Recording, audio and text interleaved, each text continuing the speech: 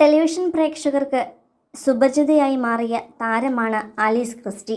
YouTube ചാനലിലൂടെയായും മറ്റും താരം തൻ്റെ വിശേഷങ്ങളെല്ലാം തന്നെ പങ്കുവെക്കാറുണ്ട്.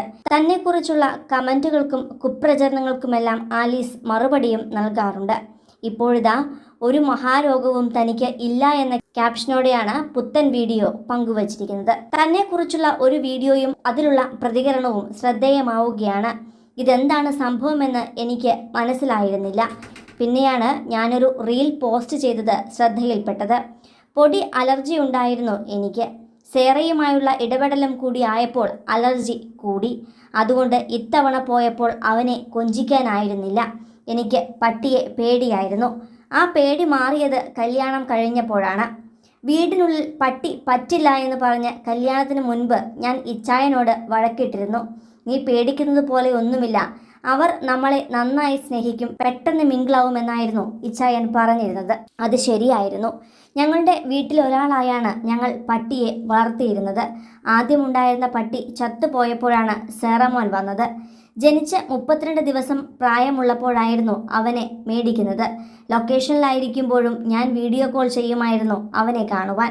എപ്പോഴും കാര്യങ്ങൾ തിരക്കുമായിരുന്നു. ഇവരെ പോലെ തന്നെ ഞാനും സേറയുമായി പെട്ടെന്ന് അറ്റാച്ച്ഡ് ആവുകയും ചെയ്തു. പെറ്റൊക്കെ ഉണ്ടെങ്കിൽ ഒന്ന് മാറി നിൽക്കുന്നത് നന്നായിരിക്കും. മരുന്നൊക്കെ കഴിച്ച് അലർജി മാറിയ ശേഷം പിന്നെ കൊഞ്ചിക്കാമെന്നും ഡോക്ടർ പറഞ്ഞിരുന്നു. ഇടയ്ക്ക് ഇവിടെ വന്നപ്പോൾ അവൻ എന്നെ ചുറ്റിപ്പറ്റി തന്നെ നിൽക്കുന്നുണ്ടായിരുന്നു. എനിക്ക് മാറാരോഗമാണെന്ന് ഞാൻ പറഞ്ഞിട്ടില്ല. ചെറിയൊരു അലർജിയും തുമ്മലും വന്നതാണ് ഇങ്ങനെയൊക്കെ ആക്കിയത്.